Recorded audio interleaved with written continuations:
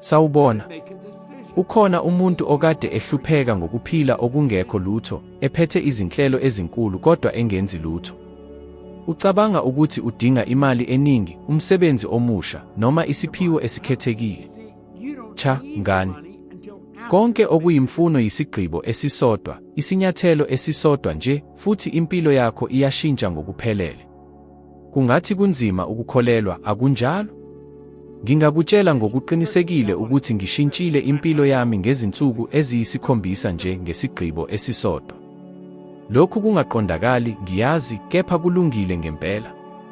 Ngingakusiza nawe wenze okufanayo uma ungilandela. Uyakwazi yini ukulawula impilo yakho, noma nje uyalandela izinto ezikwenzeka kuwe? Mina ngangiqonda ukuthi ngilawula yonke into, kodwa kwafika isikhathi lapho ngabona khona ukuthi ngilindele nje ukuba izinto zenzeke ngaphambi kokuba ngenze into. Ngalinda imali, ngalinda ithuba elifanele, ngalinda ukugunyazwa kwabanye. Ngase ngiqonda iphutha lami. Akuyona into oyaziyo noma oyifisayo eshintsha indlela yakho, kodwa yilokho okukhethayo. Ukuthatha isinqumo kungumkhuba, futhi abantu abaningi abakwazi ukuthatha izinqumo. Bangaze bacabange kakhulu, badideke, bese bebuya emuva. Zingaki izikhathi ozalule khona into bese uyiyeka ngenxa yokwesaba? Zingaki izimiso ezinhle oyikhiphe bese uziyeka ngoba ucabanga ukuthi akusiyo isikhathi? Zingaki izingcaphuno owazishiya ngoba ucabanga ukuthi angingakwazi ukukhokhela lokho manje? Iqiniso liwukuthi izwe alibusiki abahlakaniphile kakhulu noma abazinikezele kakhulu. Izwe linikezela indawo kulabo abathabatha izinqumo ngokukhanya. Napoleon Hill wayesho, izwe liyavula indlela kumuntu owakhuluma futhi ebonisa ukuthi uyazi ukuthi uya kuphi. Kungani abantu abaningi bengathathi izinqumo? Ngenxa yokuthi ukuthatha izinqumo kuyafuneka ukuthatha umthwalo wemfanelo. Uma uthatha isinqumo, awusenasizathu. Uyakwenza noma ubuye ube yilowo owayelokhu ungumuntu. Nginguye owayesebenza empini yezimoto, nginomholo omncane, ngiphila impilo engenamqondo, ngingenalo isekhulu. Ngahlangana nomuntu uRaymond Douglas Stanford. Wangipha incwadi ethi Think and Grow Rich. Kwaba yisikhathi esikhulu kimi.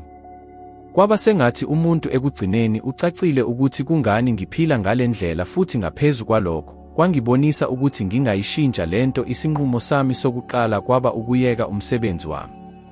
Bengingenawo amaphuzu okuhlela, imali, noma ikhono elengeziwe. Bengingenasiphephelo. Kepha ngizwile, ngamandla ami onke, ukuthi impilo yami ayikwazi ukuqhubeka ngalendlela. Khona-ke konke kwaqala ukushintsha. Ngavula inkampani yokuhlanza. Bengingenawo ulwazi lwezokuphatha. Nangonyaka wokuqala, ngathola imali engaphezu kuka-$100,000 amadola. Ngaphezu kuka-$100,000 ngenqolobane, ibhakede, nezimiso ezisobala. Uyazi ukuthi yini engiyifundile? Awudingi yonke indlela eplaniwe. Udinga nje isinqumo. Abantu bathi, kepha Bob, angikwazi. Nginabantwana. Nginemali eningi. Ngesaba. Yebo. Wonke umuntu unesaba. Kodwa uma ulinda kuze kube yilapho konke sekuhle, awusoze wahamba. Ukuthatha isinqumo kunjengokuqhuma ngeparachute. Awusoze uhlale ukulungele. Kodwa uma uqhuma iparachute iyavuleka. Ungalindi ukuba abanye baqonde. Bayokutshela ukuthi uyahlakanipha. Ukuthi awunalo iphutha. Ukuthi uthatha ingozi enkulu kakhulu. Kepha ukuthatha ingozi ukuba uhlale ungekho njalo ngoba kulula. Ukuthatha ingozi ukuphila impilo efudumele, ebuthakathaka, evamile. Ngabe uyafuna ukuphila kanjalo eminyakeni eyi-10, eyi-20, eyi-30 ezayo? Cinga, ingabe uke wathatha isinqumo esinzima esikubangela ukwesaba kepha owa usibonga ngaso kamuva? Mhlawumbe kwakungukuhamba emzini, noma ukuphela kobuhlobo, noma ukuyeka umsebenzi okukulimaza.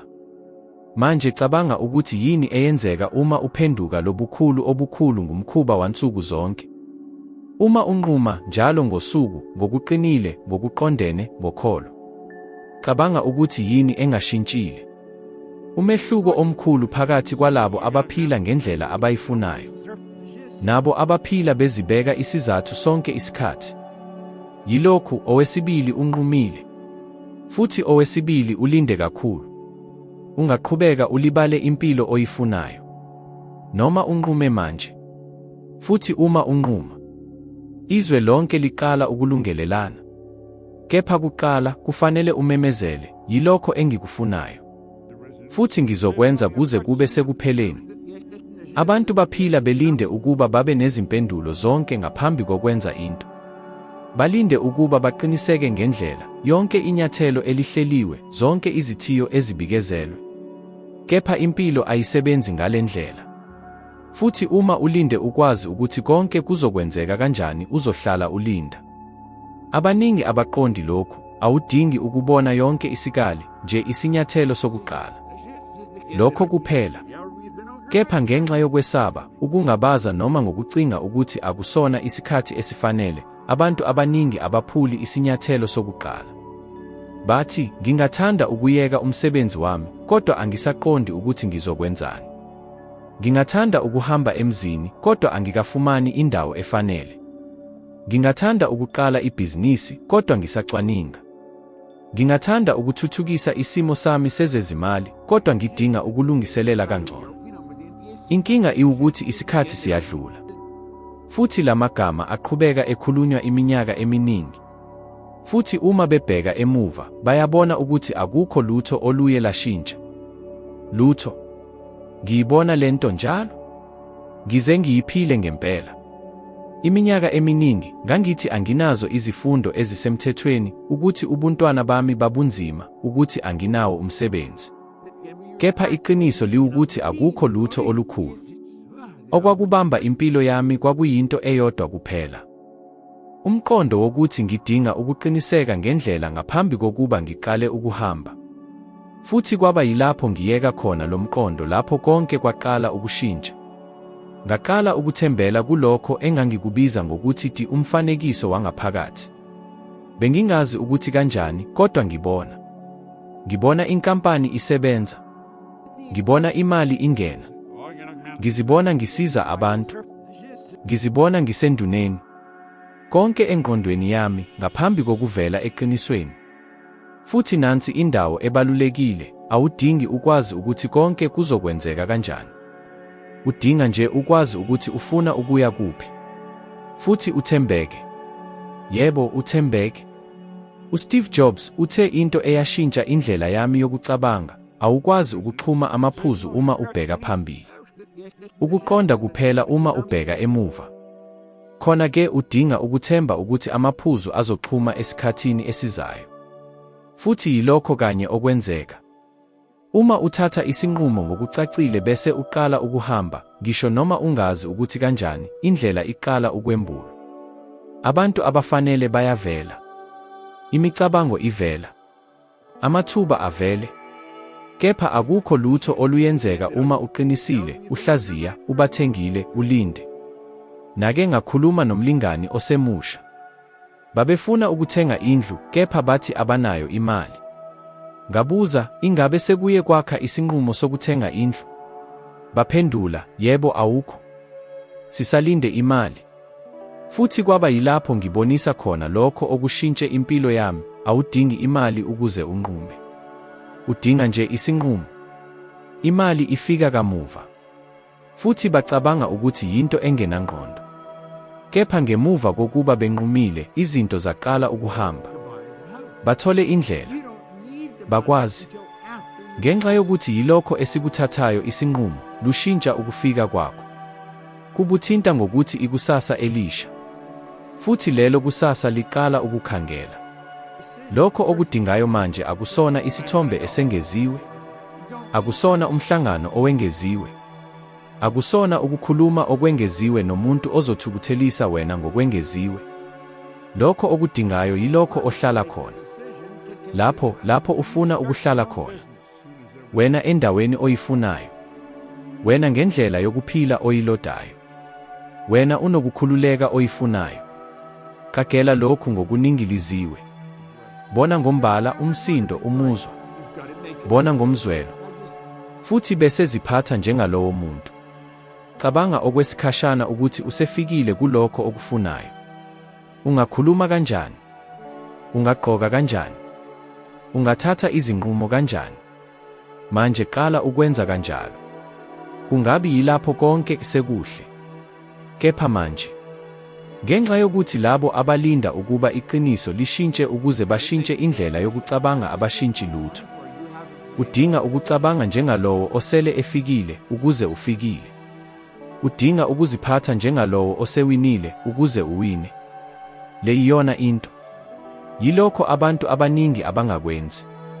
Futhi ngikutshela ngokuhlangenwe nakho, konke kuyashintsha uma ushintsha umbuzo othi ngizokwenza kanjani lokho. Ngombuzo othi ngubani engidinga ukuba yena ukuze lokhu kwenzeke? Indlela ivela kamuva. Ihlala ivela. Kepha ngemuva nje kokuba unqume ukuhamba ngokuphepha noma ngaphandle kokuphepha. Lona umfihlo. Futhi usebenza. Usebenza njengomlingo. Uke wazibuza ukuthi kungani kubonakala kunzima kangaka ukushintsha impilo, ngisho noma wazi ukuthi ufunani? Impendulo ikulokho abantu abaningi abangakuboni ekuhlaleni kwemicabango yabo. Konke emhlabeni kuyazamazama. Lokhu akusona isakha. Isayensi. I-quantum physics isiye yafakazela isikhathi eside, konke, ngokuphelele konke, kuhlala kujikajika. Akukho lutho oluqinisile. Awekho nawe. Awekho nemicabango yakho. Awuwedwa nomuzwa wakho. Wena uyinkundla yokujikajika ehlala ijikajika. Futhi lokho okukhangela noma okuqeda izinto eziphila yakho yinkundla yakho yokusebenza. Abantu abaningi baphila ezinkundleni eziphansi. Izikhundla zokungabaza, zokusaba, zecala, zokuncane. Futhi ngisho noma befuna okuningi, bafisa okuningi, baphele okuningi. Baqhubeka bedonsa amava afanayo njalo. Ngenxa yokuthi impilo yakho ayiphenduli kulokho okufunayo. Iphendula kulokho okuyikhiphayo. Ufuna ukuchuma kodwa uqhubeka uthi anginawo imali. Ufuna inkululeko kepha uzizwa uvalwe yilokho abanye abazokucabanga. Ufuna ukugcwaliseka kepha njalo ngosuku ucabanga ukuthi anginakho ikhono. Bese uzabuza, kungani izinto zingashintshi? Azishintshi ngoba uqhubeka uzamazama ngendlela efanayo njengaphambili. Futhi njengoba u-Einstein wayesho, akukho lutho olukhulu olungaxazululwa ngendlela efanayo yokwazi olulibiwe. Kuyiqiniso lokhu. Ucabanga njengomuntu ovuliwe. Uziphatha njengomuntu olinganiselwe. Unquma njengomuntu onesaba. Futhi ngaleyo ndlela ukhule njengomuntu okhululekile. Ushintsho lokuqala aluqali ngaphandle. Luqala ngaphakathi. Endleleni yokucabanga, ukuzwa nokuzibona. Kwakunjalo kimi. Ngaqala ukuqonda leyo nkulumo yendlela, futhi ngiyaqhubeka ngiyisebenzisa, konke kwaqala ukushintsha ngesivinini esimangalisayo. Ngazibuka ngimbande, ngilinganiselwe, ngingenalo ithuba. Futhi akunandaba ukuthi ngisebenza kangakanani, ngiye ndikhangela ukuncane. Kwakungesikhathi nje lapho ngishintsha umbono enganginawo ngawe, ukuthi ngaphakathi, lapho amathuba eqala ukuvela. Kwakungesikhathi nje lapho ngiyeka ukuphinda anginakho, futhi ngiqala ukucabanga nokuziphatha njengalowo osevele enayo, lapho imiphakathi iqala ukuvula. Bona, ucabanga ngamaza. Ucabango lwakho lunokufika. Futhi leyo ndlela inqamula ukuthi yini oyikhangelayo. Cabanga ngesiteshi serediyo. Uma ukhona esiteshini sezindaba ezimbi, uzokuzwa izindaba ezimbi kuphela. Akukho sidingo sokukhononda. Ukhona endleleni engalungile. Ufuna ukuzwa umculo omuhle. Shintsha isiteshi. Kulula kangako. Manje cabanga, ngaphi lapho uhlala khona. Uvuka ucabanga ngokubonga noma ukukhononda. Uzwela okuningi noma ukukhathazeka okukhulu. Ubheka ikusasa ngethemba noma ukwesaba. Impendulo yilokho okuyembula konke. Ingxenye enamandla kakhulu iwukuthi ungashintsha lokhu nganoma yisiphi isikhathi. Ungakhetha ukungena endleleni entsha ngokwazi. Kanjani? Uqala ngemicabango oyiphakamisa. ngemfane oyakhayo engqondweni yakho, ngamagama okhuluma ngawo, ngezimvo oyivumelayo ukuba zikhule. Uma ufuna umphumela omusha, udinga ukuthuthukisa. Udinga ukuphakamisa ukuzamazama kwakho. Ucabanga okukhulu. Uziphatha njengalowo ofanele. Khuluma njengalowo osevele ephila lokhu. Yebo, ekuqaleni kubonakala kungekho mfanelo. Kubonakala sengathi uziqamba amanga. Kepha kholelwa, awenzi. Uluhlela uhlelo lwakho. Uthi ekujuleni, hawu, manje ngisebenza ngesilinganiso esisha. Manje ngihambisana nento enkulu. Futhi uma lushintsho lwenzeka, uqala ukubona ukufana. Ukuhambisana. Amathuba adlulile ngaphambili. Uqala ukuthola abantu abajikajika ngendlela efanayo. Uqala ukubona izwe elihlukile. Ngenxa yokuthi ungihlukile. Futhi okumangalisayo, isayensi iqinisekisa lokho. Ucwaningo lubonisa ukuthi izimo zokuzwa eziphezulu, njengokubonga, ukukhuthazela nokuqondisa, lushintsha ngisho nendawo yakho yama-electromagnetic. Ucwaningo oluthunyelwe ku-Journal of Alternative and Complementary Medicine lubonise ukuthi izimo zokuzwa ezinhle ezihambisanayo zenza indawo yomlomo eqinile, ethonya ngokuqondile impilo yakho engokoqobo nomqondo. Okusho ukuthi, ukushintsha indlela yakho akusona nje umqondo othakazelisayo. Yindlela eseke iqiniswe ngesayensi. Inethonya langempela ekuphileni kwakho. Ungaqhubeka uzibona njengomuntu olinganiselwe, ongekho ithuba, ulinde izinto zibe ngcono. Noma ungakhetha manje ukungena endleleni enye. Kepha khumbula, izwe laphaya lishintsha kuphela uma ushintsha ngaphakathi. Awukhangisi lokho okufunayo. Ukhanga lokho okuyikho. Shintsha lokho. Bese ushintsha konke. Enye yezinto ezinzima kakhulu uma unquma ukushintsha impilo iukwamukela ukuthi abanye abayikwazi. Futhi okubi nakakhulu, abaningi abazoyizama. Bayohleka. Bayobuthukuthela. Bayothi akuqinisile. Futhi ngezinye izikhathi, laba bantu abangabantu. Bangabangani bakho. Umndeni wakho. Abantu obathandayo futhi owayecabanga ukuthi bazokusekela. Kepha iqiniso liwukuthi abantu abaningi banengqondo engakwazi ukubona okusemqondweni wabo. Futhi uma uqala ukukhula, uma uqala ukucabanga ngokuhlukile, ukwenza ngokuhlukile, ukukhuluma ngamaphupho amakhulu, ngezimiso ezintsha uba yisigqili. Futhi lesi sigqili sibabonisa ukuthi baphila kanjani ngokuzenzakalelayo. Bengenasibindi. Bengenalo isinqumo. Bengenalo ushintsho. Khona-ke, esikhundleni sokukhuthazwa yithi, ngezinye izikhathi bazama ukubuyisela emuva. Akuyona inkinga. Ukwesaba. Ngikubonile lokhu. Abantu abasondelene nami bathi ngiyazilahleka. Ukuthi ukuyeka umsebenzi ozinzile ukuze ulandele into ebonakala kiyililo kwakungumqondo. Ukuthi akekho umuntu ozuza imali ngokufundisa abanye ukucabanga. Ukuthi kwakuyinto yenkambiso yangaphandle. Uyazi ukuthi yini eyayibina kakhulu. Ngezinye izikhathi ngakholwa ngabo. Ngaba ngiyathengile. Cishe ngiyeka. Futhi uma ngangiyeka, awusoze wangiqonda manje. Kubalulekile ukuqonda, uma uqala ukuqhubeka, uzoyahlukanisa. Uzoshiya ezinye izinkulumo. Uzoyahlukanisa ezinye izindawo zomphakathi. Lokhu kuhlukumeza. Ngenxa yokuthi ufuna ukuqondwa. Ufuna abantu babone lokho okubonayo. Kepha ababoni. Basasebenzisa indlela endala.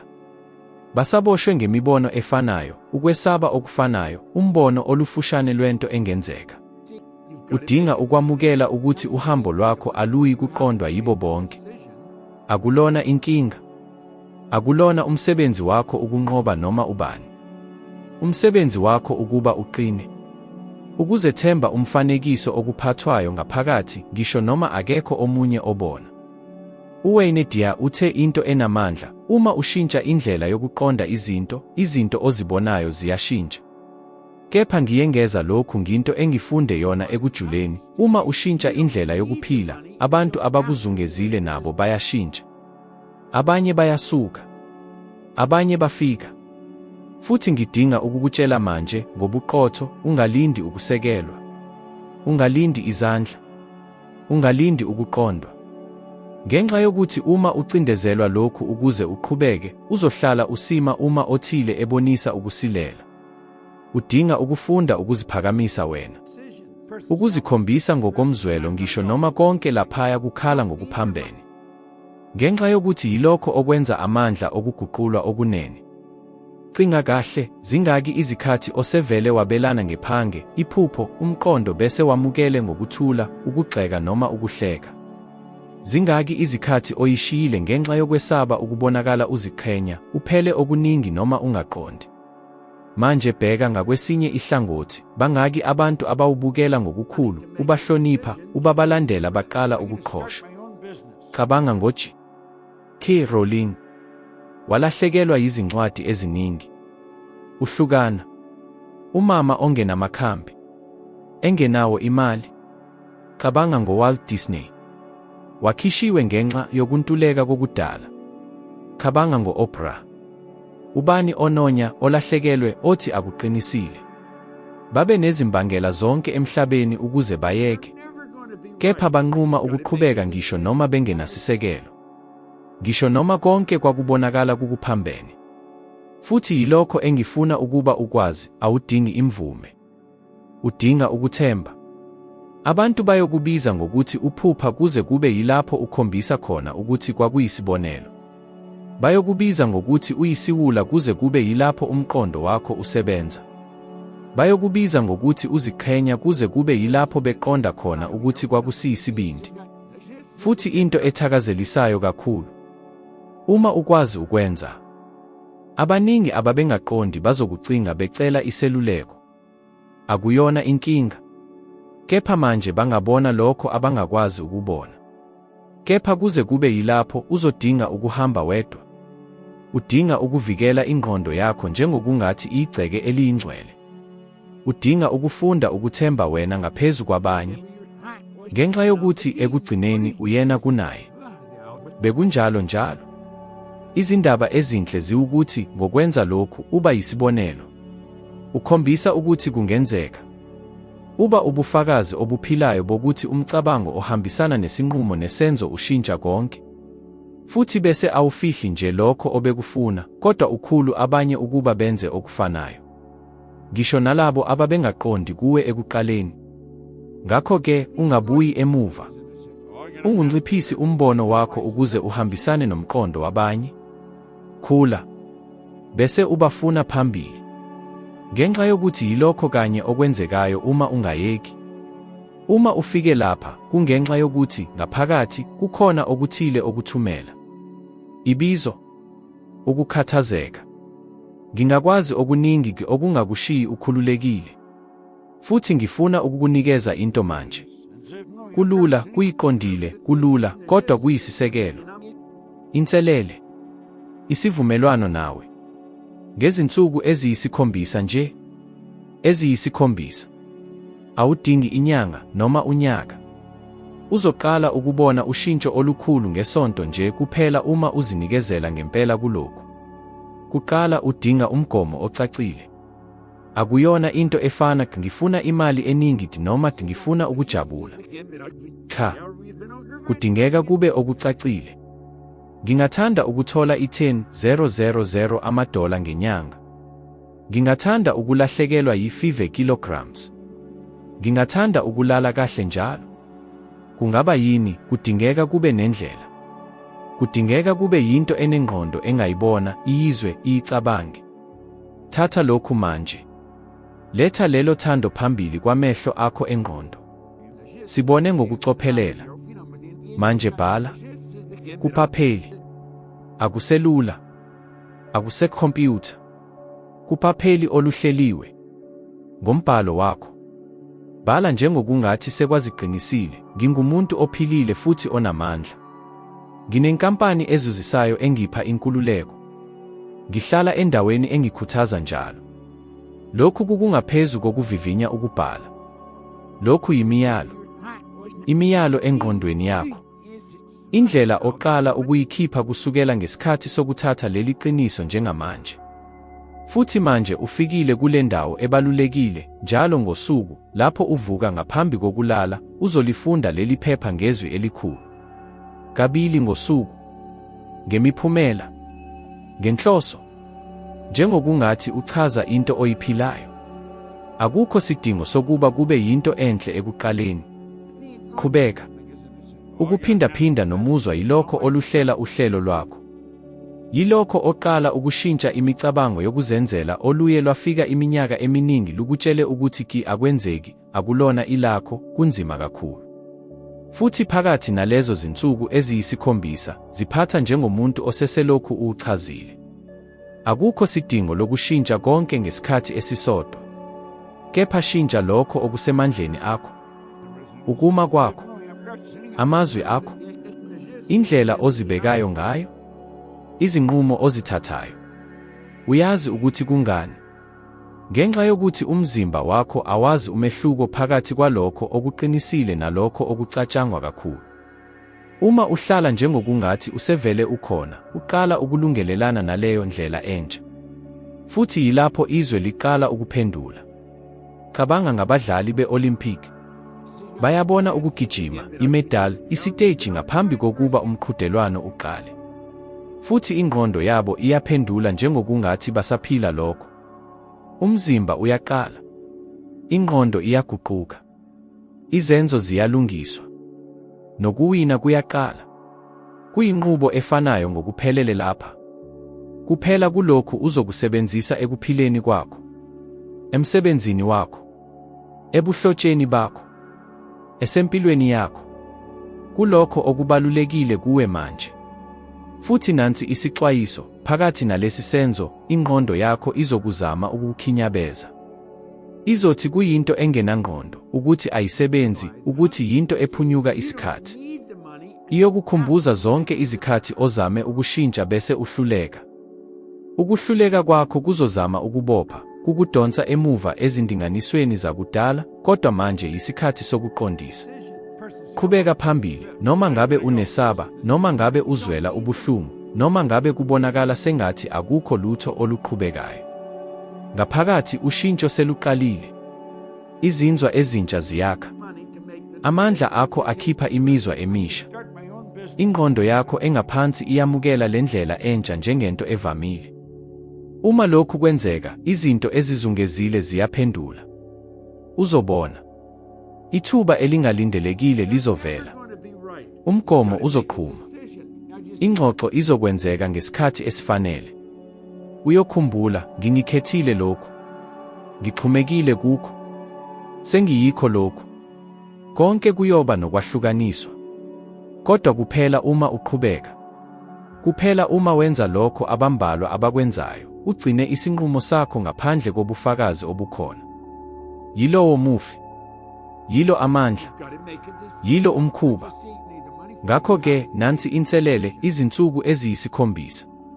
Umgomo ocacile. Ubhaliwe ngesikhathi samanje. Uphindwe ngentshiseko kabili ngosuku. Futhi uphile njengokungathi usuvele ungumuntu onjalo. Uyamukela. Ngoba uma uzinikezela lezi zinsuku eziyisikhombisa zingaba ukuqala kokuphila okusha. Ukuphila oqondiswa yinjongo, hayi ithuba. Ngokukhetha, hayi ukwesaba. Ngokubumba, hayi ngokuxhumana. Konke kuqala manje. Ngawe. Unquma. Usebenza. Ukhanya. Futhi ikakhulu ukhona. Konke kuqala ngesinqumo. Isinqumo sokuchuma. Sokunganelisekanga ngokuncane kunalokho okufanele ukukuthole. Ukucabanga ngokuphezulu, ukwenza njengomuntu ofuna ukuba yena. Yilo ithuba. Yilokho okuhlanganisa konke. Uma lokhu kukuthinte kakhulu khona-ke usulungile esinyathelweni esilandelayo. Buka ividiyo esikrinini. Kuyo uzoqhubekela phezulu ohambweni lwakho lokufunda futhi ube ngcono kunalokho obukhona. Ngiyabonga ngokuba khona. Siyabona evidiyoni elandelayo.